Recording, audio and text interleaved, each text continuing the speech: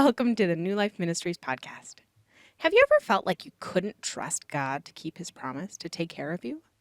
Maybe you felt betrayed by God, or even felt like God can't exist because he doesn't give you what you pray for.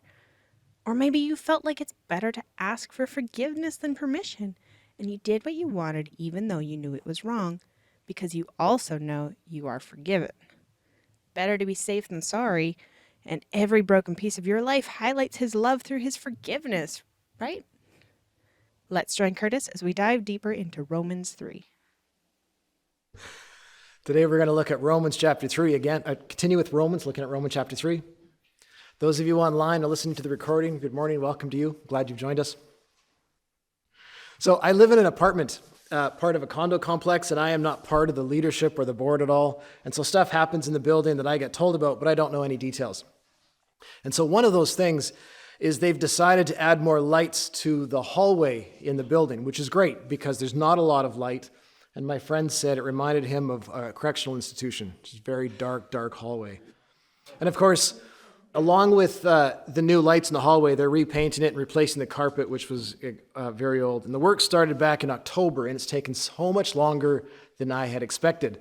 And because I don't know, I'm not in leadership, I don't know what's going on, all I'm observing is what I see. So months ago, they did the lights, and then they began painting. And then I thought they were sloppy with the paint because they got it all over the door frames, and then found out a couple weeks later they were painting the door frames. Okay. And then I waited. We have one window in the hallway, and the frame around the window wasn't painted. And I'm like, what are they doing? And I just want to start pestering somebody because I'm not trusting the process. Finally, I asked my RM, are they doing the frame? Yeah, they're going to spray paint it later. Okay. So then they do the flooring, and they do a nice job with the floor, but they don't put on the carpet baseboard, the trim around it, and it waits, and it waits. And I'm like, have they forgotten? Are they going to get to it? And I noticed that the floors above me are all done, and when I walk the stairwell, I noticed that the floors below me are all done, and they've all got their trim on. I'm like, they've forgotten. They've totally forgotten. And I want to call someone up. I want to talk with someone. But the other part of me is going, learn to trust. I'm learning that I don't always trust the way I need to. Just learn to trust. You know that place where you have to trust and you just don't want to? You just want to kind of ask some questions. And so anyway, I wait. Finally, the carpet guys are back, and they're carpeting the ramp on the main floor. I'm like, oh, I can ask them where they're at. And did you possibly forget through the 5th floor? I'm going to trust. So I did a little victory moment. I went up to them and thanked them for the work they were doing and said they did a great job. And the guy talked. I'm not going to mention the 5th floor. I'm not mentioning the 5th floor. And I left, and I didn't mention it. I'm like, I am learning. And then later that day, they finally got to the 5th floor. It's just, everything's right in the world again. They've got the trim on the walls. Do you know that experience, though, where it's just hard to trust when you don't know what's going on? Like what Christine was saying about planting a garden and you have to lead, but you don't exactly know what's going on. Or what Barry was saying about having some doubt and some skepticism, and it's good and it's healthy, but it can go too far. So that kind of skepticism, that what is really happening here, is filtering now into the book of Romans. And at the start of chapter 3, Paul has to address some questions, and he does it really quickly. But I suspect they are questions he has heard over and over again for 25 years about his message that we can be reconciled, we can be restored with God by just trusting Jesus. We don't have to obey the law. We don't have to do all these different things. We don't have to become Jewish to become Christian. And people who would be from that background would just start to ask questions. And so he quickly rattles through 3 questions, giving kind of like the highlight reel of the answer. And we're going to unpack that today.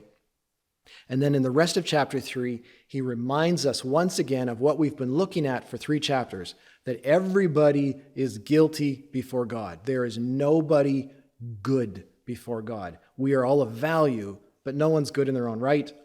And then he paints a picture of the answer. He begins to explain out how it is that we can be saved and reconciled through faith. So let's get into chapter 3. Let me offer a prayer, and then we'll begin. Father, your word contains life, and you speak through your word in a way that you don't speak through other material. You are constantly drawing our heart to ponder the truths that are here. Father, in the passage today, would you please speak to us? Would you show us how the questions that Paul looks at are actually still questions that float around? And would you also help us to see your character, your goodness, and the magnificence of your grace, your righteousness that you offer through Jesus? Lord, draw us to yourself as we look at your word, that you would be glorified and that your praise would be on our lips. Father, is there anything else? Lord, I pray that we would have understanding. We pray this, Jesus, in your name. Amen. So Romans chapter 3, and I'm going to read the whole bunch of it. So again, he's just coming off of explaining that no one is righteous, including not for the Gentile, not for the Jew. What then is the advantage for being a Jew? Is there any value in the ceremony of circumcision? Yes, there are great benefits. First of all, the Jews were entrusted with the whole revelation of God. True, some of them were unfaithful, but just because they were unfaithful, does that mean God is unfaithful? Of course not. Even if everyone else is a liar, God is true. As the scriptures say about him, you will be proved right in what you say, and you will win your case in court. But some might say, our sinfulness serves a good purpose, for it helps people see how righteous God is. Isn't it unfair then for him to punish us? This is merely a human point of view. Of course not. If God were not entirely fair, how would he be qualified to judge the world? But someone might still argue, how can God condemn me as a sinner if my dishonesty highlights his truthfulness and brings him more glory? And some people even slander us by claiming that we say, the more we sin, the better it is. Those who say such things deserve to be condemned. Well then, should we conclude that we Jews are better than others? No, not at all. For we have already shown that all people, whether Jews or Gentiles, are under the power of sin. As the scriptures say, no one is righteous, not even one. No one is truly wise. No one is seeking God. All have turned away. All have become useless. No one does good, not a single one. Their talk is foul, like the stench of an open grave. Their tongues are filled with lies. Snake venom drips from their lips. Their mouths are full of cursing and bitterness. They rush to commit murder. Destruction and misery always follow them. They don't know where to find peace. They have no fear of God at all. Obviously, the law applies to those to whom it was given, for its purpose is to keep people from having excuses and to show the entire world is guilty before God. For no one can ever be made right with God by doing what the law commands. The law simply shows us how sinful we are. But now God has shown us a way to be made right with him without keeping the requirements of the law, as was promised in the writings of Moses and the prophets long ago.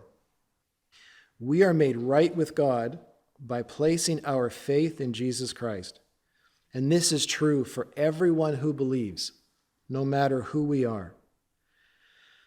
For everyone has sinned. We all fall short of God's glorious standard. Yet God, in his grace, freely makes us right in his sight. He did this through Jesus Christ when he freed us from the penalty of our sins. For God presented Jesus as the sacrifice for sin. People are made right with God when they believe that Jesus sacrificed his life, shedding his blood. This sacrifice shows that God was being fair when he held back and did not punish those who sinned in times past. For he was looking ahead and including them in what he would do in this present time. God did this to demonstrate his righteousness. For he himself is fair and just, and he makes sinners right in his sight when they believe in him. Can we boast then that we have done anything to be accepted by God? No, because our acquittal is not based on obeying the law. It is based on faith. So we are made right with God through faith and not by obeying the law.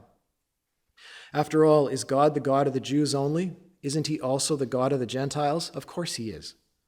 There is only one God, and he makes people right with himself only by faith, whether they are Jews or Gentiles. Well then, if we emphasize faith, does this mean we can forget about the law? Of course not. In fact, only when we have faith do we truly fulfill the law. So we'll stop there. So imagine someone is talking to Paul, and Paul himself is a Jew, and they say to him, "We are God's chosen people. He called us to walk with him. He promised to be our God, to be faithful to us. And the covenant of circumcision was the sign of his promise to us. We carry it in our body." Are you suggesting there's no advantage here? Which is a way of saying, are you undermining the value of God's covenant? Are you undermining the value of all the promises in the Old Testament? Does this message of grace through faith in Jesus Christ means God's promises to his people, to treat them as special, to work in a special way through them, that those promises don't matter? Are you dismissing all of the Old Testament? And Paul answers it by not pointing to blessing, but by pointing it to responsibility. You have a responsibility. The Jews were given a responsibility, and within that responsibility, they had privilege and they had blessing. And the privilege, the privilege of responsibility was to carry the Old Testament scriptures. God gave them special oversight to the task of carrying his word, special protection, a special enablement to copy and transmit the scriptures accurately over centuries. And then they had special access to read and hear the scriptures. They could learn what does it mean to honor God and to live his ways in the culture that they found themselves. So they're given a responsibility, and then there's a blessing, there's a privilege within that responsibility. But that doesn't mean, there were many more blessings in the covenant, promises to follow the covenant, but all of those blessings and promises doesn't mean that they were not accountable for their behavior. There were also curses, that if you don't do your side of the covenant, there's going to be curses. So he's begun to answer the first question. Are you undermining God's promises to us? God's promise to bless was found in the responsibility he gave you to do something. And then he goes on, if God's people are unfaithful, because they were, does that mean God is unfaithful? Or you might say it, is God only faithful to us as long as we are faithful to him? Is God only faithful to us as long as we are faithful to him? And if so, is that even what faithfulness is about? So if I make a mistake and if I make a mistake and disobey God, then I'm under the same judgment as everybody else? How is that special? How is that God's faithfulness to me? And he responds with, there's a difference between being faithful to you or being faithful to me and being faithful to himself. When we say God is faithful, we're saying he is faithful to himself. We're not saying he's faithful to you for you to do whatever you want. You ever heard somebody say, I don't believe in God because I never get what I pray for? Or some version of that? That's this idea. Doesn't exist. God's not faithful to me because whatever I ask, I'm not getting. And Paul's saying that's not what faithfulness means. Faithfulness means we understand who God is and he's consistent. And we know he has a plan to save the world. He has a plan to bring glory to himself. He has a plan to restore and heal this planet. And he will be faithful to being loving and patient and merciful and graceful. How you respond within that plan and his character, that's up to you. So this is the lesson to learn about faithfulness. So apply this to how you pray or how you think about God or how you bring your requests to God. How often are our prayers some version of, please help me to get what I want, right? Please help me to find a better paying job. Please help me to get more money. Please make so-and-so treat me better. Please make so-and-so talk nicer to me. And that's about, please be faithful to what I want. And those are sincere wants. But perhaps pause in the prayer and consider, what's God's agenda? What is God like? What is his plan?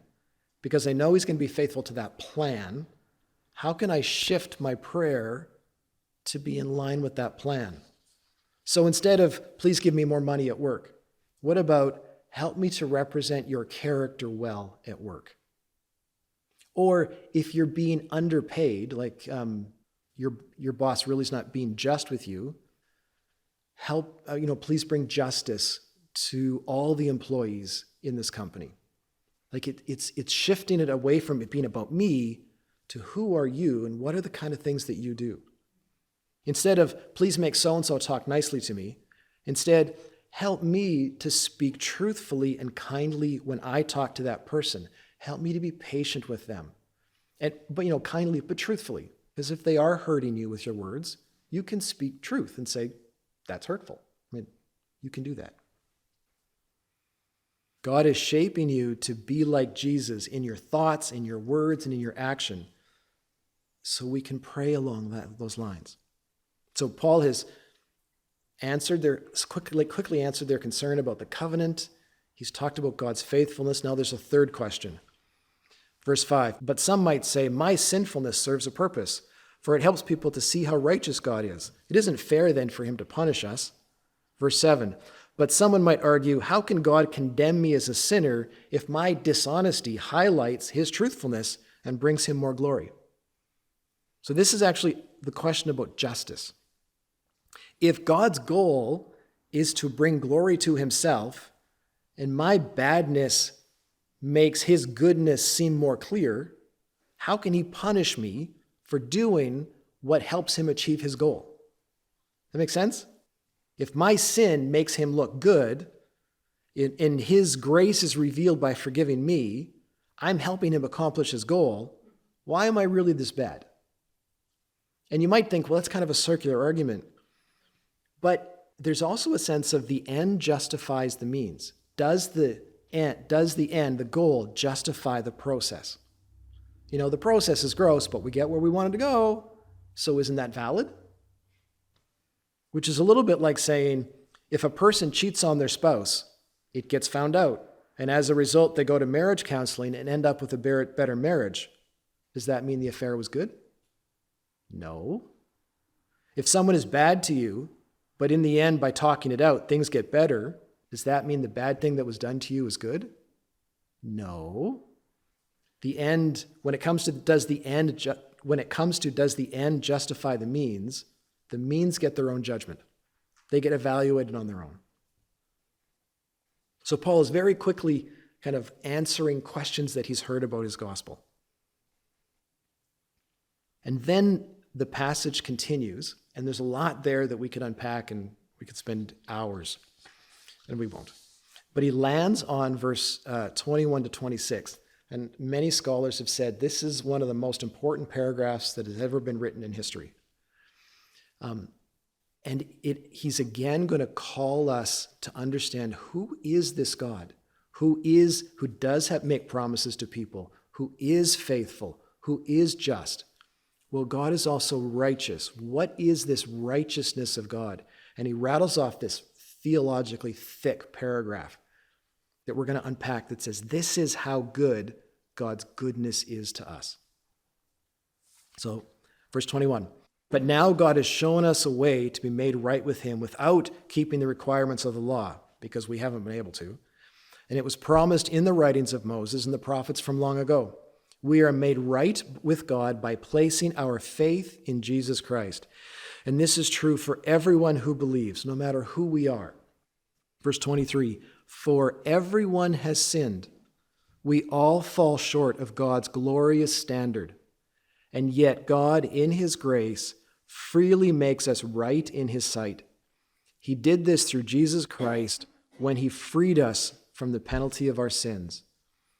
For God presented Jesus as the sacrifice for sin. People are made right with God when they believe that Jesus sacrificed his life, shedding his blood. This sacrifice shows that God was being fair when he held back and did not punish those who sinned in times past. For he was looking ahead and including them in what he would do in this present time. God did this to demonstrate his righteousness, for he himself is fair and just and makes sinners right in his sight when they believe in Jesus.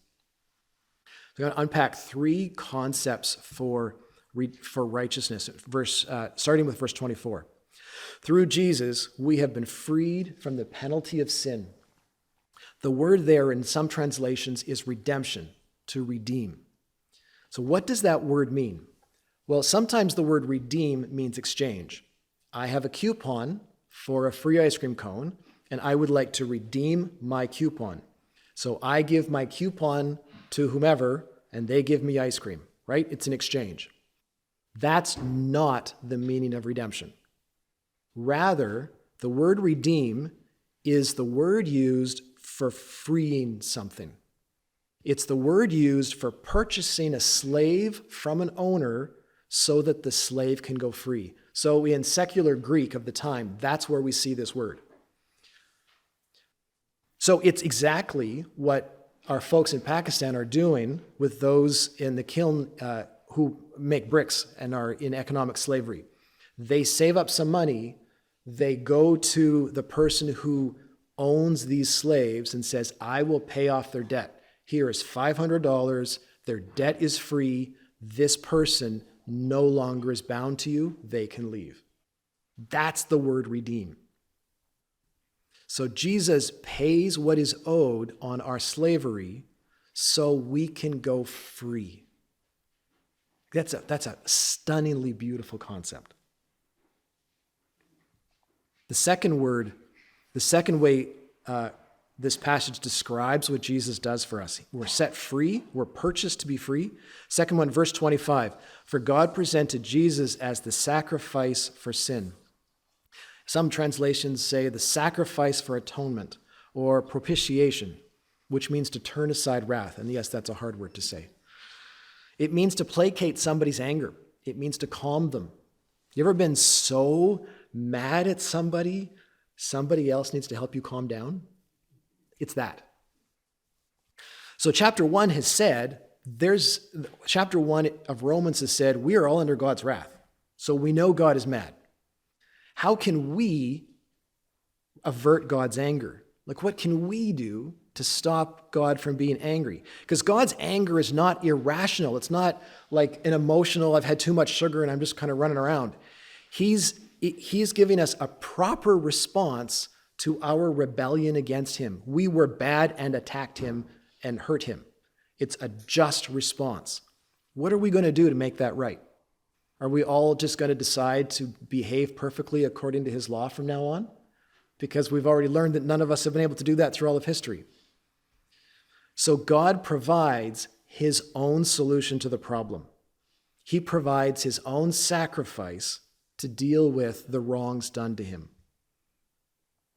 So the idea that somebody has to die, that someone can die for you, is all through the Old Testament. It's all part of the sacrificial system, that some animal dies in place of the crime that you did. So in God's justice, when he gave Jesus to die as sacrifice for us, he's not, when he's doing this, he's acting to create justice. So he's not just forgiving, I can just forgive. He's actually resolving the problem of injustice. So if someone commits a crime against you, and if it was just ignored, is that right? No. It would be like saying, well, there's no real difference between right and wrong. Well, the same is true for God. Someone has to deal with the crime against him. And so he provides the sacrifice so that the crime is actually paid for. So he is just and also the one who justifies. You ever you've been in a spot where you know you've done something wrong and you've had to face it and you know that there's consequence, the consequence is going to hurt, and you just wish someone would do this for you? You're like, I just wish someone else could take the spanking. I just wish someone else would have to go talk to my boss. That's what this is happening. God is saying, yeah, someone else actually will take you off, let you off the hook. Like, will take your punishment for you. And so that idea then leads into our third idea, verse 25b. This sacrifice shows that God is being fair when he held back and did not punish those who sinned in times past. For he was looking ahead and including them in what he would do in this present time. God did this to demonstrate his righteousness. It shows that God was being fair. It demonstrates it. He does justice. So you can imagine folks in the Old Testament and even folks today who don't know anything about Jesus, don't know how it all works out. They see somebody do something wrong, God forgives them, and they go on their way. And they'll be like, wait, how's that fair? The answer is, well, this is the payment. In Jesus is the payment for that crime. You can't just be set scot-free. No, you're right. This is the payment. God is demonstrating, he's showing you that crimes get paid for, bad gets atoned for. Jesus pays the price. So there are three ways of looking at what God is doing through Jesus that show he is righteous. He redeems us from slavery. He pays the penalty on our sins so that we're set free from slavery. He presents Jesus as a sacrifice for our sin. And then he demonstrates his justice. This is part of God's righteousness, the good that he does on our behalf. So if you ever hear a friend talking with you and they're trying to justify their behavior, they're trying to defend themselves and prove that they're good people, you can say, you know what? You don't have to be good. Let me explain how Jesus takes the penalty for the mistake you made and pays it so that you can be free. Let me tell you how we all know we're all bad, but there is a way to be made right. I was driving with Jerry the other day, and I was turning on Broadway. Broadway's got that really large middle section.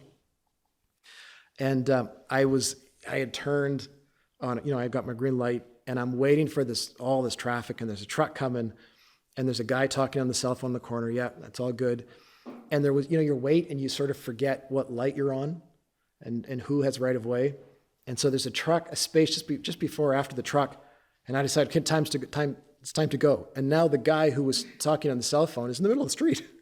I'm like, and I didn't yell at him. I had words. Come on, buddy, what are you doing there? Bah! And he hops away, and we continue driving, and I'm like, stupid. And then I get about 10 seconds further. I think that was my fault. And Jerry's like, yep. He goes, I didn't want to say anything. It's freeing when you're not afraid to say, oh, I made a mistake. It's freeing to say, oh, that was wrong. I was wrong. And especially when the guy with you was like, yeah, that was. No one got hurt. And, we've all done that kind of silly thing. The price has been paid. It's okay to be wrong. God's making us right. So before I ask, what has the Spirit been speaking to you? What's been catching your attention? Let me review where we've been.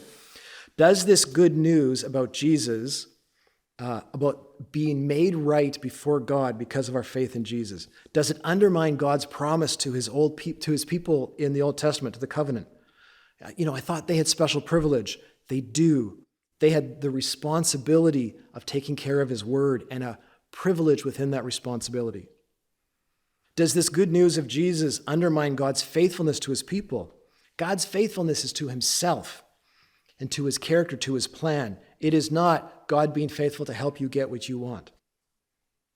If I make a mistake, if my mistakes make God look good, why am I guilty?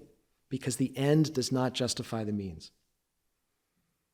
And to add further, what does faith in Jesus show? It shows that God is redeeming us from slavery to sin. He gave Jesus to satisfy his own anger. And he's demonstrating that he does make things just. He does not ignore sins. He just has given someone else to pay for them. So what has caught your attention this morning? Where's your thinking? What has the Spirit been sort of poking and prodding and drawing your attention to? I think the older I get, the more I realize how much God has paid for in my life. But it is so freeing to know that it is paid for. Yeah. That we can move forward from it. Yeah. God is a God of second chances. Yeah. Nice. Finley's often used the term, I have become a Christian. Well, what is the difference between being a Christian and being a non-Christian? I think that's what Curtis has been talking about there. That God's grace or undeserved favor, we didn't deserve it. He sent Jesus to die for us and forgive us. When we trust in that Jesus died for us and that he forgave us, then we've moved from being a non-Christian to being a Christian. And that's what was going through my mind this morning. Nice. Yeah. Really appreciate your explanation of what it means that the Jews are a special people. I've never heard that explanation before. It's a conversation that I have regularly with someone, and their view of what makes the Jews a special people is like really extreme. Like that kind of throws a different light on that whole question. Yeah, it's great. Thank you. It's kind of ironic, I guess, is how I felt today. Of like, we come here, we read, we get things explained to us, and then we kind of like talk about it at like a cerebral level. And today's sermon seems so, like that passage seems so like, look at the mental gymnastics that your culture has created around beliefs, and let me just like show you. Like the whole passage just seems like it was trying to get into their mind and be like, do you see how your mind is like making all these traps for you? Yep. And God made it so simple for your spirit to just be freed from that. Oh, I love it. And then it's funny because then we're all in here like discussing it, and I don't know, it's just like funny to me of like we're still, I guess I just feel like we're living that. Like what he's saying right now, we're like living, and like we should just be freed from our mental beliefs and our baggage. I love it. It's kind of comical, so. Oh, I like it. Yeah, it's a tricky passage because I found it tricky because he's summarizing, I think, conversations people have had. And it's like, I don't need to explain the whole conversation because I know you've been talking about it. Remember this sentence? Remember that. Moving on.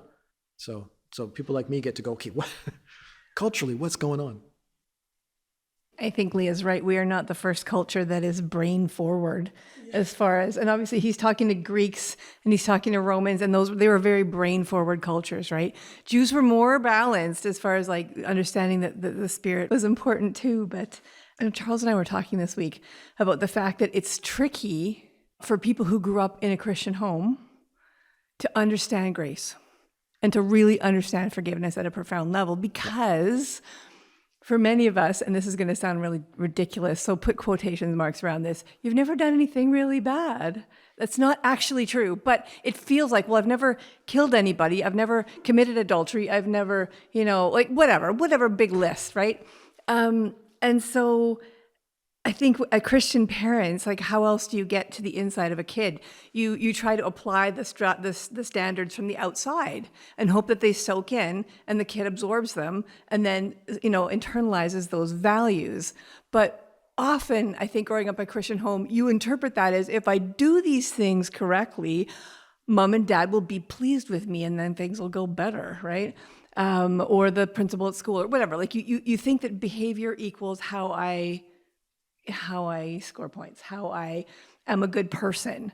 And so in a different way, I think some people who come from a really profoundly, destructive background may have some advantage over some person who grew up in Sunday school, blah, blah, blah, because that person can see the clear difference, the before and after. They can see it. Like they experienced it. Where somebody who's always been like trying really hard to be a good kid, and growing up, like if you're not careful, you never get over that. And you never realize that the profound relaxation of being able to stop all that work and just be like, okay, I am that. It's okay for me to admit that I screwed up, that I sometimes really suck on the inside of me, and I'm not letting you guys see that, or that I have some terrible thoughts in my car as I'm driving, or like whatever it is. And it's like, no, I didn't kill anybody, but I have, you might say, but I have really murderous thoughts towards my neighbor at 4 a.m. when they're having a party, or whatever it is. And that stuff matters, like who you really are and what you've got really going on. If we can't even admit that because we're still trying to be good on the outside, you're basically missing out on one of the biggest pieces and the biggest, I don't use the word benefit, but the biggest blessings of being a follower of Christ is the relaxation that comes from being able to stop all that posturing and trying and whatever. And it feels like our world, even those who don't believe, there's so much energy going on in this city right now. People saying some version of, it's not my fault. It's not actually wrong. It doesn't matter because it's his fault. Like some version of all those things, which take a lot of energy. So to finally lay it down and go, yeah, that sucked. I did that. I'm sorry. It's actually profoundly relaxing, even though you think you're going to die right up until the second you do it. Yeah, it was great. Just want to respond to a number of the comments I've made. I mean, it's been great this morning. In response to what's the difference between a Christian and a non-Christian, it's very, very small, but it's huge. The only real difference between a Christian and non-Christian is a Christian knows that through what Jesus has done, God has forgiven them. That's the only difference. But I liked the term that this mental gymnastics, and that's what's done to try to explain it all, and it's not necessary. It's totally unnecessary. I love that. This, just as you're talking, this idea that God is grace. I mean, he does grace. Grace is something you do, but he loves. He wants to rescue. Like he wants to set free. Like this is who, God going, this is who I am. Mm-hmm. Like, picking up Christine's word, relax, like accept, just. It basically, a Christian knows who Jesus is and who God is. I'm talking about how it's more difficult for somebody who's been brought up in the church, and I have seen that so many times. I remember a woman who, I know really well and really like, and her getting up and saying, I don't know how to give my testimony because like my life, I've never done anything. So she struggled with that. When I was doing prison ministry, that was one thing that really struck me. Those guys knew what grace was. They understood it precisely. Nobody had to tell them they were sinners. They knew it. I think that there's lots of people sitting in pews who can't figure out what they need to be forgiven for. Yep. So there were a few things that struck me this morning. I guess the first thing that struck me this morning was, once again, how much God has kind of embedded the natural structure of himself into the way he's built families. And just the idea of he is faithful to himself and his plan and to his character. And you see in kids, especially kids who have become part of the foster care system, who have some kind of trauma, that it's the inconsistencies in their parents which cause the most hurt and the most hardship over time. This is reflected in their attachment styles, how they interact with people throughout the rest of their lives. And the one thing that is most important, whether their parent knows how to parent, really the primary thing that's most important is, are they consistent? Mm-hmm. Because then you can form your responses as a child to your parents. And so the fact that God, his whole thing is he is faithful to himself. He is faithful to the things he has set out, the plan he has made, his character. That is so important and so amazing because then we can respond. That's our job.